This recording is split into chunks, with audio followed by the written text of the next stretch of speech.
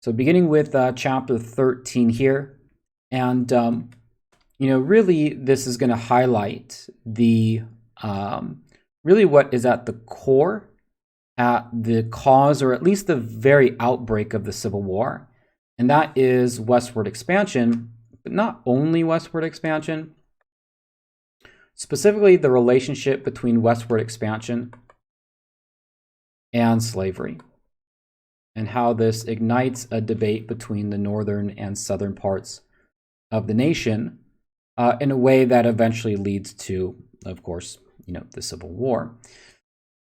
So typically when we describe westward expansion, or manifest destiny, as it's sometimes called, manifest destiny is a term used to describe U.S. westward expansion.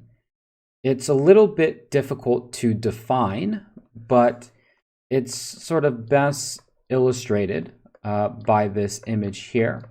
This is kind of your typical illustration of what manifest destiny is. Essentially, you could define manifest destiny as, let's see, what would be a good way of describing it? Maybe something like the U.S.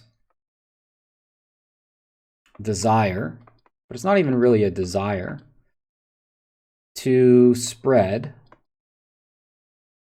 And we're going to have, it's a desire, but again, it's kind of like the term describes. It's kind of like it's just destined to happen. It's willed by God. So there's certainly a want there, but it even goes beyond just wanting or desiring. It's like, it's God's will, but we'll just call it desire, right? U.S. desire to spread, let's see, civilization, Christianity, and democracy. We'll just say to the Pacific Ocean. We'll take a look at a map here so we know where we're talking about. But very much embedded in the definition of manifest destiny, and really what it invokes, is kind of these three principles here, right? That it's about the United States acquiring Western territories, but it's also about spreading civilization, spreading Christianity, and spreading democracy or democratic government. And you see it best illustrated in this picture in a number of ways. So for example, we have, of course, the kind of heavenly figure right in the middle. That would definitely be referring to this notion that U.S. expansion westward was about Christianity, but also kind of God's mission in some ways. When we talk about civilization, we typically mean like technology. Think about all the technological changes we just got done talking about in something like the, Industrial Revolution, in the Market Revolution, trains, steam engines. And you can see that illustrated. For example, the angel figure in the middle is actually quite literally holding telegraph wire, right? And telegraphs were, of course, a sign of technological advancement. You can see the trains in the background right here. You can't really see it all that well, but there's some industrial factories in the background. You can see here in the front a market farm, right? One of those farms that utilize technology, produce for selling, right, rather than consumption. And that's contrasted with everything that the United States has yet to touch. I mean, quite literally, you can see just the comparing and contrasting between just the dark and the light. And this was something that all Americans agreed upon, right? North and South. So we might also mention that as well, right? North and South, agreed to this, to spreading westward. It continues to occur over the, early 1800s, mid 1800s, all the way up into the Civil War. The big problem with it, or one of the big problems, not just a big problem, thus becomes this question of slavery, right? So even though the North and South could agree to expand westward, what they can't agree upon is this question of slavery. And in fact, we saw this in an earlier chapter when it came to Missouri, right? And the status of Missouri and whether or not Missouri would be a slave state or a free state, and how that really sparked a huge division between North and South. When we talk about the Civil War, it essentially is the story of Missouri just played out over and over and over and over again. So, for example, in the 1820s, North and South argued about Missouri. In the 1830s and 1840s, the question is going to be about Texas. In the late 1840s, it's going to be about California. And then in the 1850s, it's about Kansas. And essentially, the question for Kansas, and the question, of course, is slavery. That question never gets it gets resolved, but the Civil War breaks out at that point, right? And so we're going to begin here from Missouri in the 1820s, and we already talked about the Missouri Compromise and what that entailed. And now we're going to Texas. All right, so Texas at the time in the 1820s, well, we should say this. Texas was a territory that was controlled previously by Spain, and then approximately around the year 1820 got passed to Mexico. Right? Spain had a long history in the Southwest. In fact, this is a Spanish mission. Since we're in California, we're a little bit more familiar with this history, but sometimes it kind of gets lost in American history, especially with the strong focus on English colonization and what the English colonies did to create the American Revolution and to create the United States. But, recall, and, all the way at the beginning of this course, we first off discussed people like Christopher Columbus and Hernan Cortez and Francisco Pizarro. Those were all Spaniards, right? They're all Spanish. And the Spanish had a presence in the Southwest, including places like Texas, California. Really since the late 1500s, the 1600s, they had been there for quite some time. While the American Revolution was happening in California, they were building the missions, right? I'm sure some of you may have even been to a mission in California. And so, things like, Spanish culture, things like the Spanish language, the Catholic Church, those things have a much stronger, or much longer, I should say, presence. But it's not just the Spanish who are occupying the West when Americans begin heading out there, right? The Spanish, of course, are one, but it's also, the Indians or Native Americans who have occupied that territory even earlier than the Spanish have.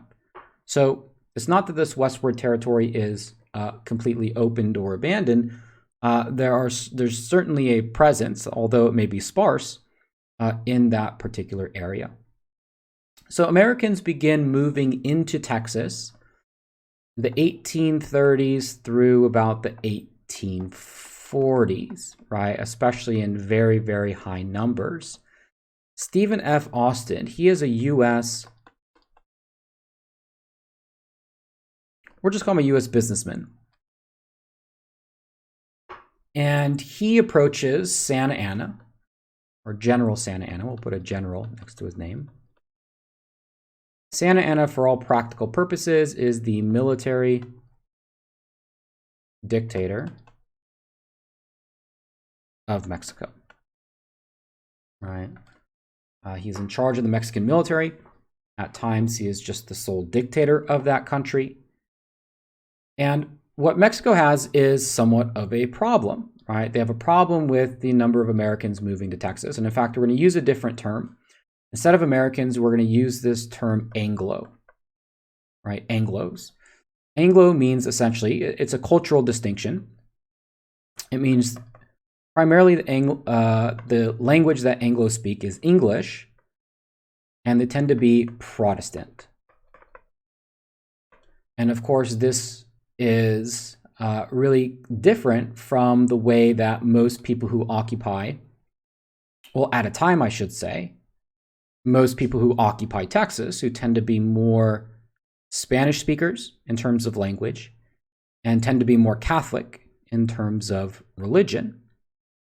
But by the time you get to the late 1830s, in a place like Texas, in fact, the majority population there are Anglos, right? So these are mostly people from the United States who had moved there, seeking out new opportunities. Growing cotton was a good opportunity in Texas. bringing slavery into that area. And so this presented, on the one hand, a problem for Santa Anna, but also a potential solution, or maybe not a solution, but a potential upside. And so this is where Stephen Austin and Santa Anna come in, right? The two end up making a business agreement with one another. So let's get a different color here so we can figure out what the agreement is, right? Maybe I should use a different color. I already used blue. All right, here's going to be the agreement between Austin and Santa Anna. And the agreement is essentially that Austin agrees to move 300 Anglo families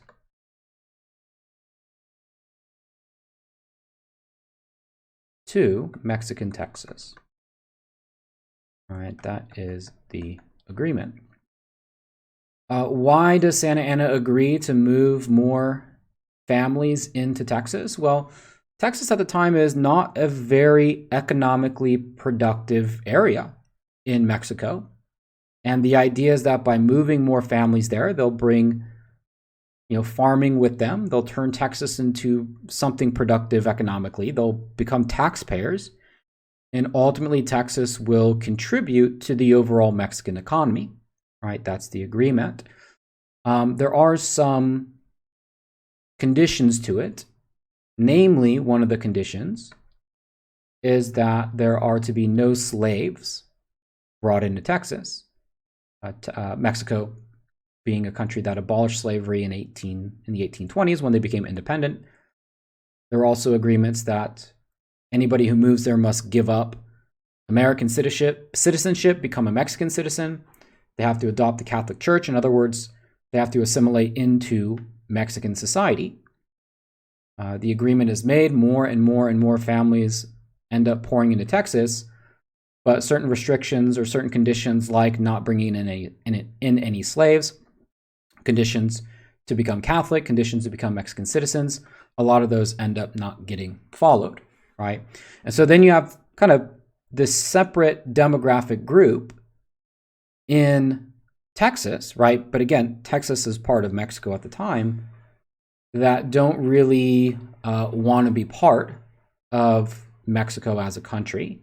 And this is where the origins of Texan independence arise, right? This desire by mostly, we'll call them Anglos, depending on who you're talking about or what you're talking about. I mean, they would refer to themselves as Texans, not Americans, not Mexicans, but Texans belonging to sort of this independent separatist movement. And that's what Texan independence is pretty much all about. So conflict breaks out between Santa Anna and the Texan General Sam Houston. Right? So Sam Houston is the Texan general. Probably the most famous battle from the Texas independence movement was the Battle of the Alamo. So this was a battle in which the Texans fought or held out until just about every single one of them was killed. And so although this was a defeat for, the battle itself was a defeat for the Texans who were fighting against Santa Anna and his army, it really became kind of a slogan for the movement overall. Kind of like a, never give up, never surrender type of, battle. The famous "Remember the Alamo" slogan came from that, right? Remember the Alamo, avenge Texas. And eventually in this conflict between Santa Anna and Sam Houston, the Texans were successful. So we might say about Sam Houston, it was specifically the Battle of San Jacinto. We'll say Houston's victory created independent Texas, right? Independent Texas. Again, if you have any questions or anything like that, just type it out in chat or ask. So that is, and essentially that's in a nutshell, that's the Texas Revolution, right? And the Texas Revolution is the process by which Texas breaks away from Mexico, becomes an independent country, right? Hence the flag, the Lone Star Republic, as Texas is referred to as. They were the only state in the United States to have existed as a separate country before becoming a state, interestingly enough. Yeah, I mean, you might be able to make an argument about Hawaii, for example. There was a kingdom of Hawaii that existed, but as a separate republic, right? Texas is the Lone Star state in that regard. And the question following Texan independence was whether or not the United States would add Texas, right? And this becomes kind of the big question, right? To add Texas or not, right? To add Texas or not. And meanwhile, Texas just kind of stays on the sidelines as an independent republic. In fact, a lot of people in Texas would like to be added to the United States, but we'll talk about why that didn't happen, as quickly as it did.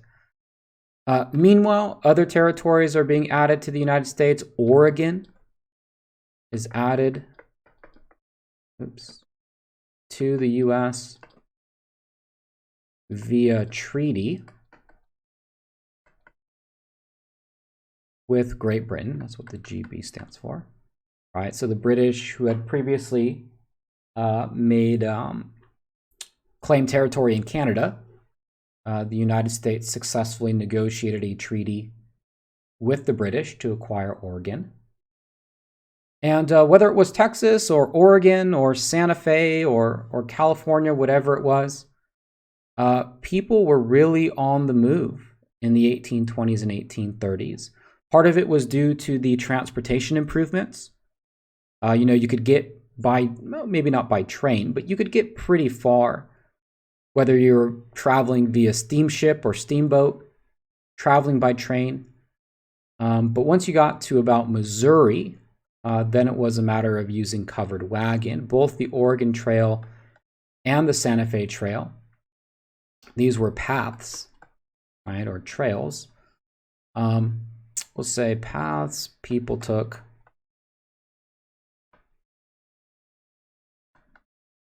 to go out west. And before the Civil War, approximately 300,000 people made that trip. It typically involved a covered wagon. If you've ever played the popular game, the Oregon Trail, that's kind of what it was all about. It was very dangerous. Typically the idea when traveling on the Oregon Trail or Santa Fe Trail was to leave right as winter ended, and then you had to go at a quick enough pace so that you could get to either Oregon or California before winter set in, because if you didn't do that, then you were in serious trouble. And this was the way that a lot of people ended up moving out west in this particular period. Again, some of the risks, like we mentioned before, you could certainly be susceptible to the elements, disease, crime. You could get robbed, you can get ambushed. Your animals could die. It was very dangerous, right? And, it's estimated that about 10% of everybody who went along the Oregon or Santa Fe Trail ended up dying as a result. The Oregon Trail was much more for settlement, right? That's where people traveled on. The Santa Fe Trail was done more for trade, right? We'll talk a little bit about that in a second.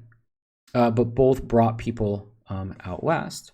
So let's go ahead and take a quick look at the map here so we kind of understand, or we can kind of figure out where and what we're talking about.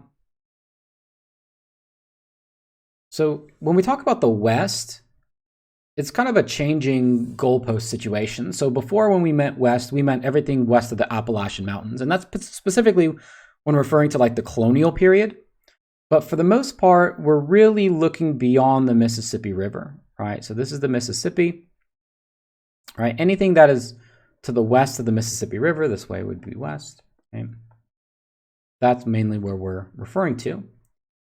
And, especially, when we looked at the chapter about northern transformations, I mean, we know that for the most part, especially when you get to this part, but in this area, there's enough trains and steamships, you could get to Independence, Missouri pretty efficiently, right? In fact, St. Louis, I think St. Louis is right here. I don't know. Maybe I'm wrong about that.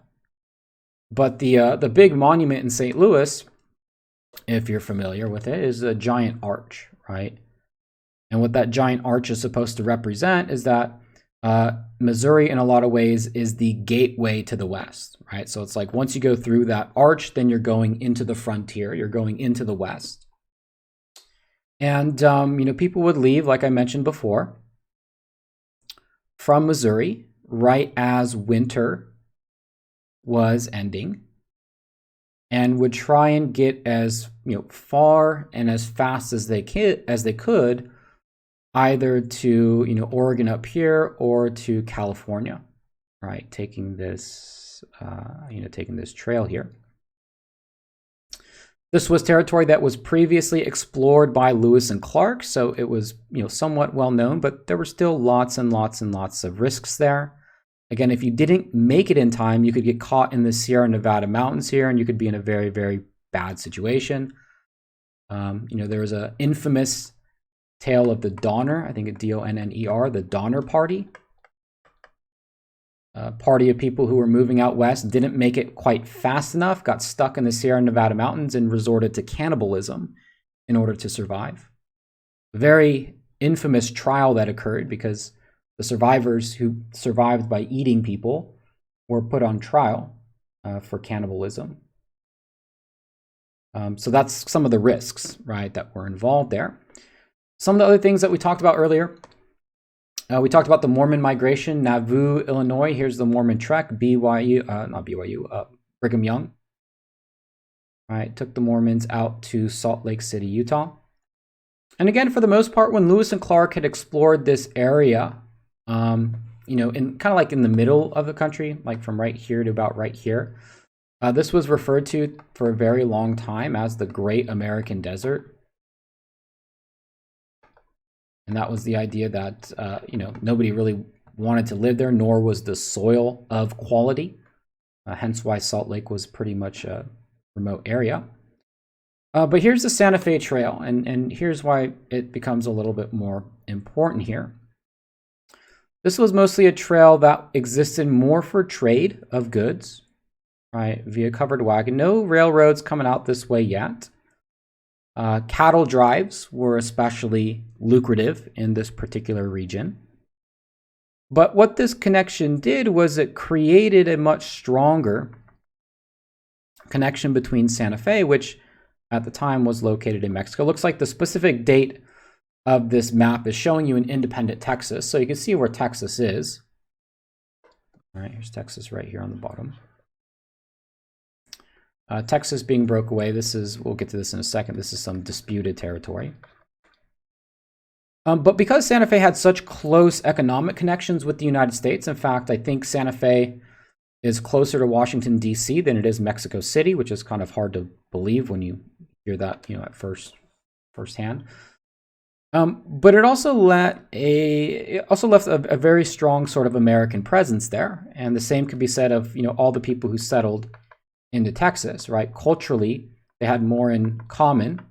Economically, they had more in common with the United States than they did, right up here on the Rio Grande, than they did with Mexico. From the perspective of Mexico, both Santa Fe and Texas were on the very, very sort of outskirts of their country and not very well populated, or not really even that economically sufficient. So when we talk about the West, that's kind of what we're referring to for the most part, that particular region. All right, any questions so far on either the Texan Revolution or Westward Expansion, Manifest Destiny?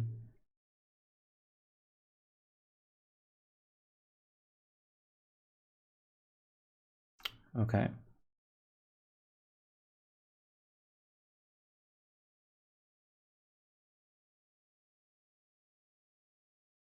Okay, so where I left off before was the story of Texas, right? Texas in, what is it, 1836, I think is when the Texas Revolution happens. Texas becomes an independent country. And then the question for the United States, of course, is whether or not Texas should be added. For the most part, the people in Texas want to be part of the United States. There's a lot of reasons for that. One, namely, is that by being added to the United States, you enjoy the protection of the U.S. military. There is good reason to believe that Mexico is not simply going to turn its back and allow Texas to break away like it did. In fact, it didn't take very long for General Santa Anna to claim that the treaty that he signed after having been defeated on the battlefield was not legitimate, and in fact would not recognize Texas. It's also happening at a time where you have probably one of the most important one-term presidents to ever serve run for office, and that's James K. Polk. And more than anything, James K. Polk is an expansionist. He does win the presidency, so U.S. president. There's a picture of Polk here. And he runs on an expansionist platform. He wins the presidency in 1844 and then adds Texas.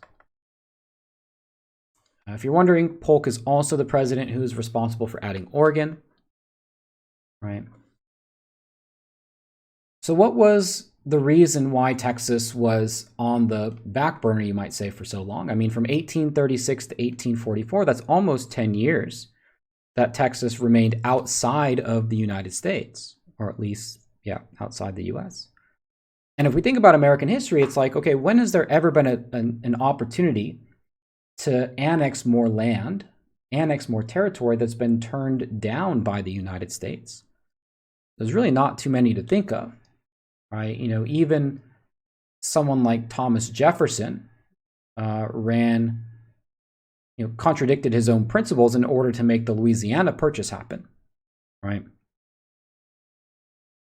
So what's the problem with Texas? Well, and this is really revealing of, kind of what's to come. And of course, the issue with Texas is slavery. All right, so we'll just sort of draw this on a side note over here. All right, why did it take Texas so long to join the U.S.? Oops. U.S. question mark. And the answer is because Northerners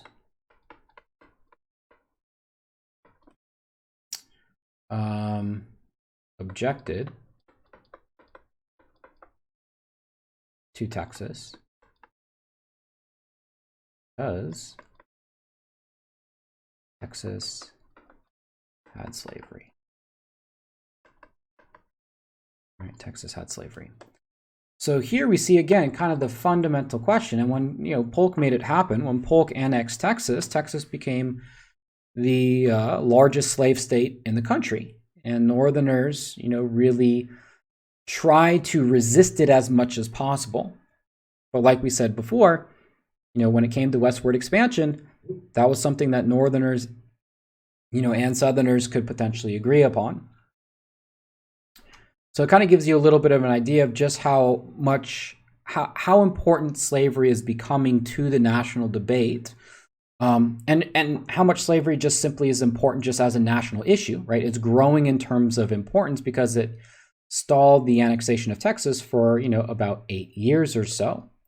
But Texas did join the United States, and it became, the largest slave state in the country. That also provoked Mexico.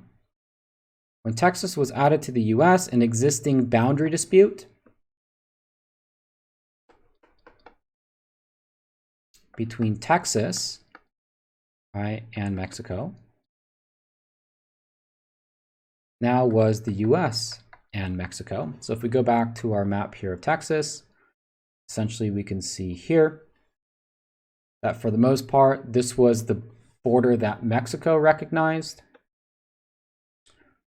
Mexico recognized that this was the border of Texas.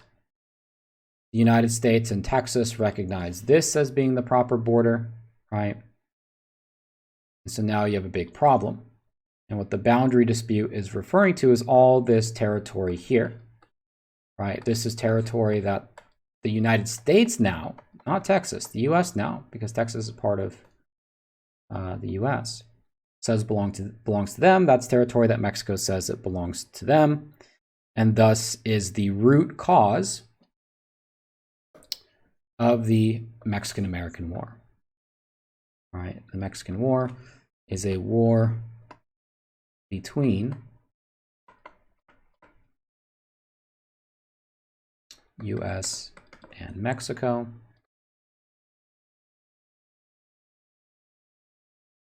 1846 to 1848, right, is when it lasts. This was in part, further antagonized by annexation. So again, annexation, we're referring to Texas. Mexico, of course, is not happy that the U.S. has added Texas. And so now this creates an even worse relationship. Initially, there's actually an offer by the United States to purchase territory from Mexico. Recall that James K. Polk was an expansionist. He wanted to make manifest destiny happen. That meant including territory that belonged to Mexico. Now, a lot of this territory was not, again, kind of like how Texas was before the events that led to Texan independence. It was not heavily populated by Mexico. It was not particularly economically productive. But since the relationship between Mexico and the United States was so soured by everything that had gone on, any effort by the U.S. to buy land from Mexico was simply outright rejected. And so instead, it was this boundary dispute that provided the pretty much the context for war to break out. The United States sent troops into disputed territory. Mexico sent their troops into the disputed territory. Both sides claimed that, of course, that territory belongs to them. And American troops were fired upon.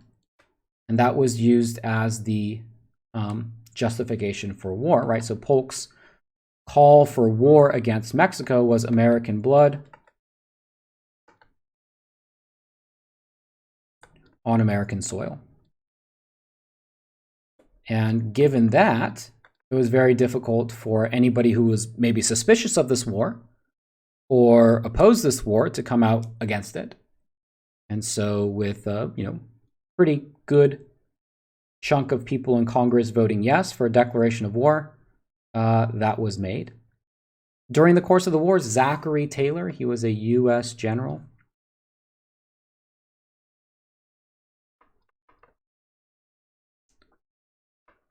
led U.S. forces. During the war itself, it's not really significant, but more or less the U.S. won almost every battle.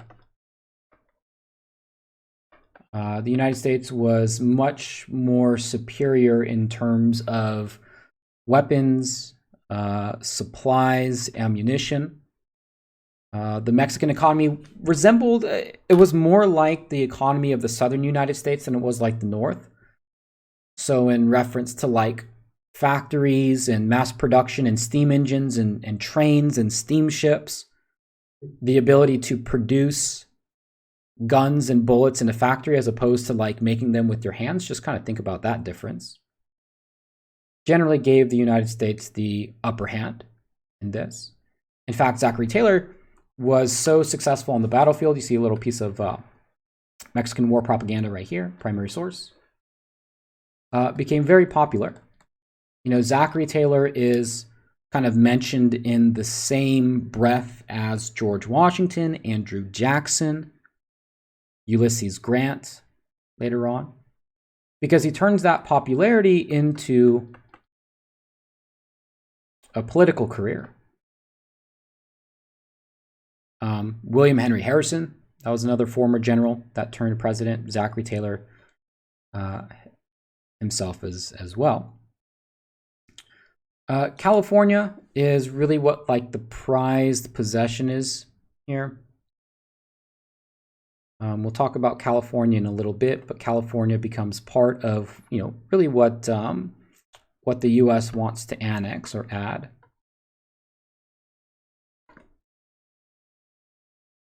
Right.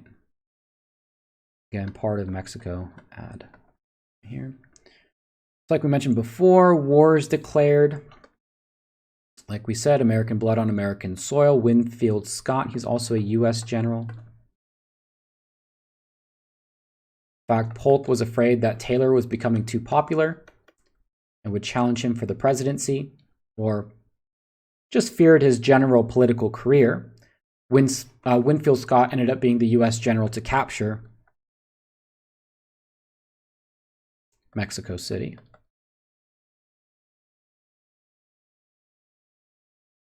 The Treaty of Guadalupe Hidalgo, like we said, none of the fighting is really all that significant. The U.S. won pretty much every battle in this war. But the Treaty of Guadalupe Hidalgo ended the war. And most importantly, gave what's called the Mexican Cession. We'll talk about what that is here in a second.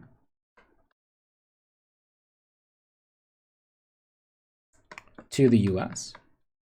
Right, a major consequence of this war, the Mexican Cession, that is land. So if we look over at this map right here, we can note, let's do this. All right, all this territory right here. All right, what is modern day part of New Mexico? Pretty much modern day Arizona, Utah, Nevada. This had all previously belonged to Mexico, now belong to the United States, right? And at this point, by 1848, at the end of President Polk's one term in office, he served from 44 to 48, he pretty much made manifest destiny happen, right? So if we look at the United States, again, manifest destiny is the desire to get all the way to the Pacific Ocean. So, this water right here, this is the Pacific. And if we just look at what Polk did while he was in office, and this is why he's, so consequential. Texas declared its independence and became independent in 1836, but it was President Polk that added it as a state in 1844, 1845, right? The disputed territory, that was settled in the war with Mexico. Oregon, this whole territory right here, this had previously been British territory.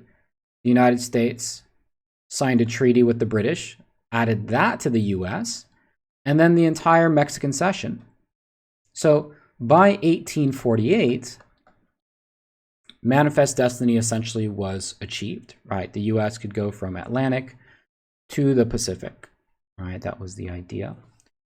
So in that respect, Polk's presidency was a success, but in other ways it wasn't. And that's, of course, because now the question is, and I hope that you can already anticipate what the question is,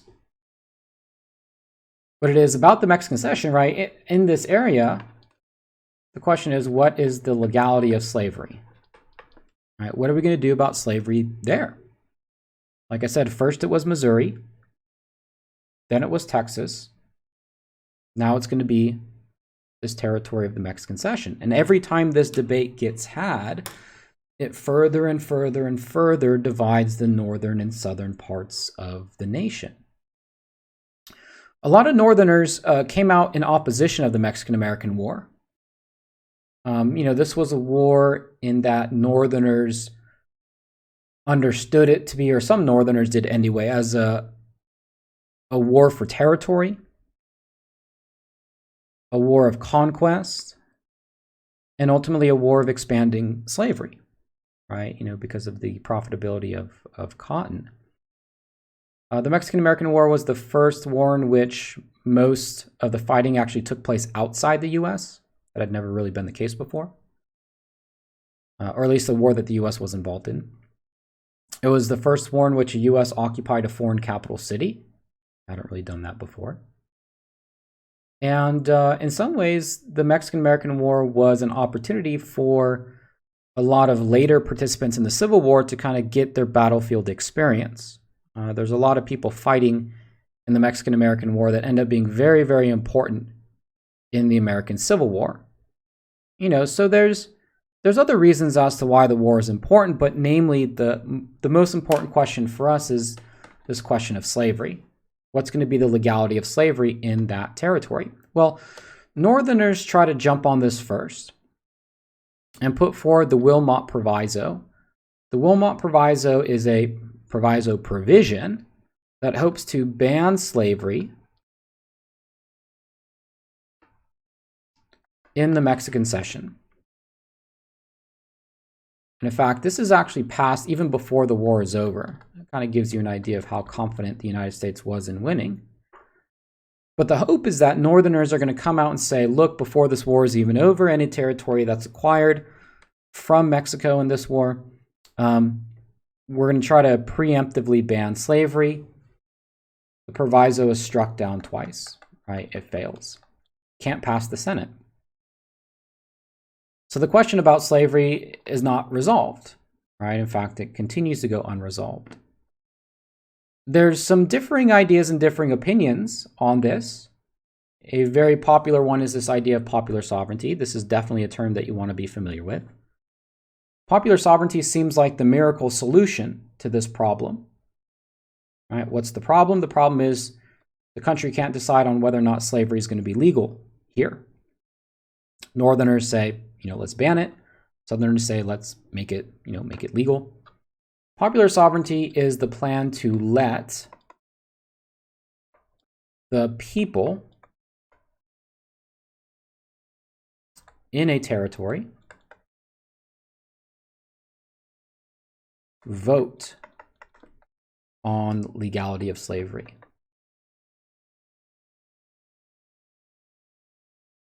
All right, so popular sovereignty is the idea to let the people in that territory vote on the legality of it.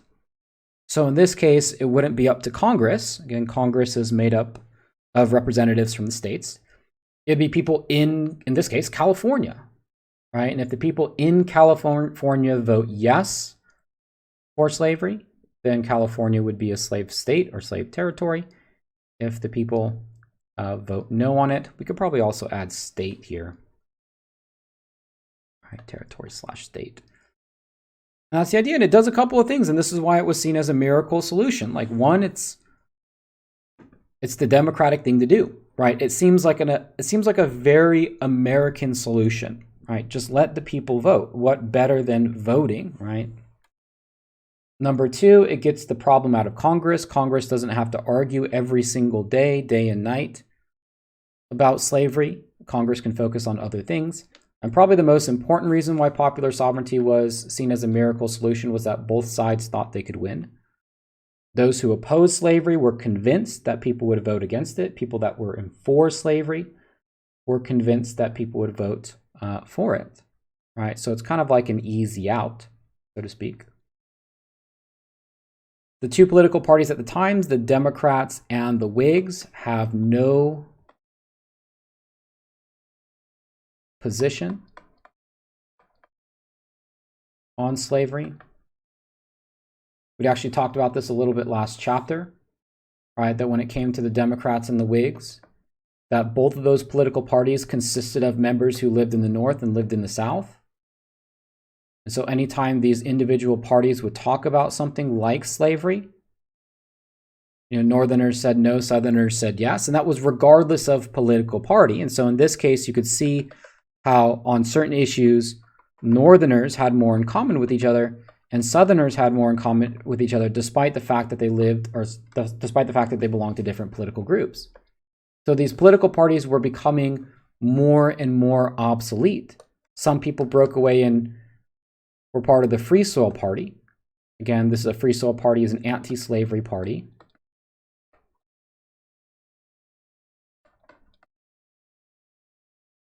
Mainly for economic reasons. All right, that is the the impact that slavery has on something like free labor. So by 1848, when a presidential election is held, Zachary Taylor, the war hero, ends up winning that election. All right, we'll go up here. But Taylor himself, he's a slave owner, but he has no strong position on slavery or not. I mean, he's mainly a nationalist, he's an expansionist, he doesn't really care either way. And so the question about slavery in this territory, it essentially goes unresolved, right? Even after the Mexican-American War is over, it's still a question. And for the most part, Congress thinks that they have time. They believe that, we don't have to talk about the Mexican Cession for a while because, it'll take a little while for people to move out there. The legality of slavery in a particular territory is, at the very least, ambiguous. It's only once territories become states. And recall that when we talked all the way back about the Articles of Confederation, and we talked about the process by which territories become states, that it requires a certain population, specifically a certain voting population. All right, so once a territory gets enough people, then it can vote, or enough people who can vote, then it can apply for statehood. Well, Congress is in no rush to solve this problem until the gold rush. And the gold rush really complicates things, right? 1848, gold is discovered in California.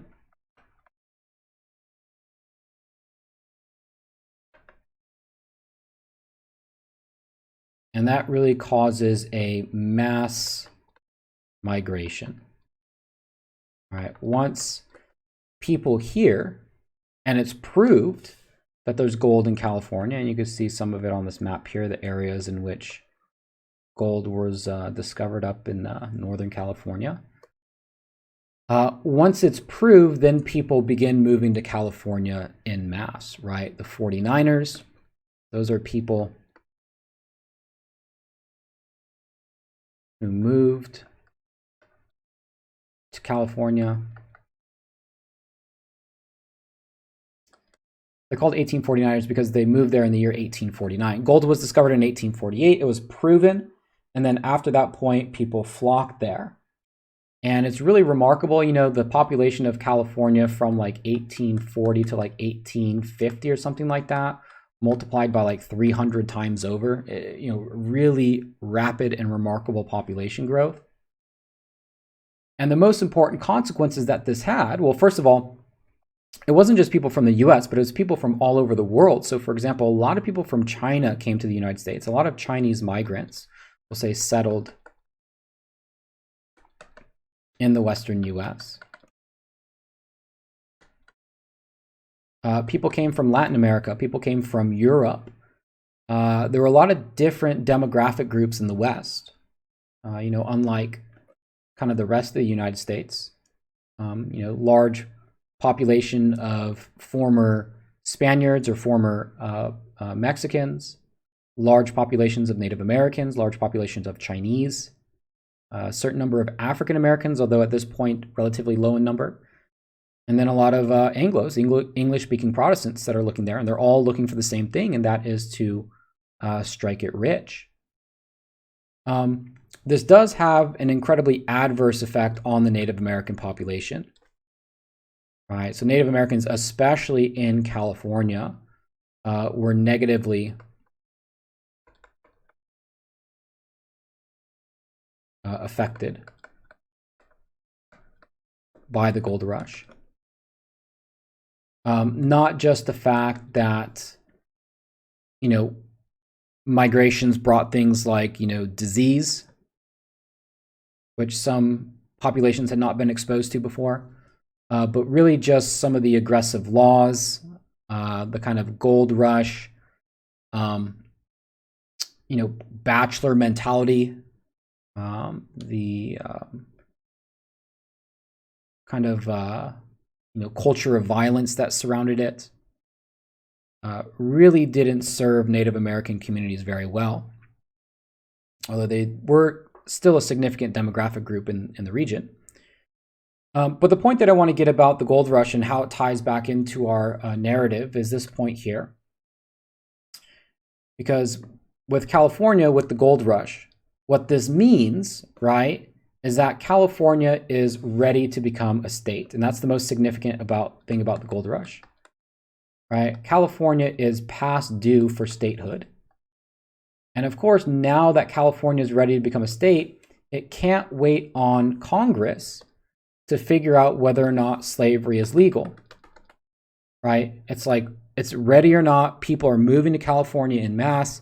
California needs to have everything that states have, you know, senators, members of the House of Representatives. They need a court system that works with the federal branch. They need laws regarding the economy, right? There's too many people there for there not to be the infrastructure related to, you know, state government. And so in this case, it's a little bit different because California takes it upon themselves to draft up their own constitution, regardless of what Congress is doing. And that constitution is a free constitution, meaning California is ready to enter the Union, enter the United States as a free state, not as a slave state, right? And this is what makes California different than its predecessors, right? When we compare it to Texas and Missouri. So if we go back to our map here, if we look at this debate and the debate that broke out twice before it, we look at Missouri. All right, there's Missouri, became a slave state. There's Texas, right, also became a slave state. And then there's California, which is applying to become a free state, right? California is applying to become a free state. We're not going to talk about what eventually happens to California until cover the next half of this chapter. But here's the difference, and I'll go ahead and kind of leave it on this note, is that when it came to Texas and Missouri, right, slaves were in both Texas and Missouri at the time of statehood. In other words, when Missouri was ready to be added as a state, and when Texas broke away and wanted to be added to the U.S., there were already slaves in those territories, right? Slavery was already in practice.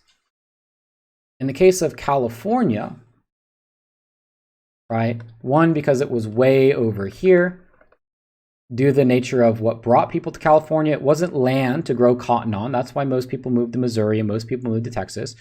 It was mostly people looking to strike it rich, right? For the most part, you might be able to find like some exceptions to this, but for all practical purposes, there were no slaves in Cali at the time of statehood.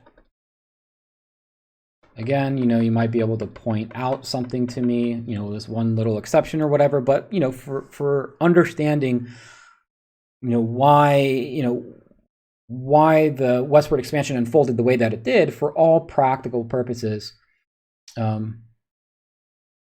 California didn't have any slaves. And so therefore the people in there applied to become a free state. So again, where we'll pick up next time is to say, okay, California is ready to enter the Union, ready or not. It wants to become a free state. The question is, what is Congress going to do about it? So again, we'll kind of leave it at that, and we'll pick up with it in the next time we go over chapter 13.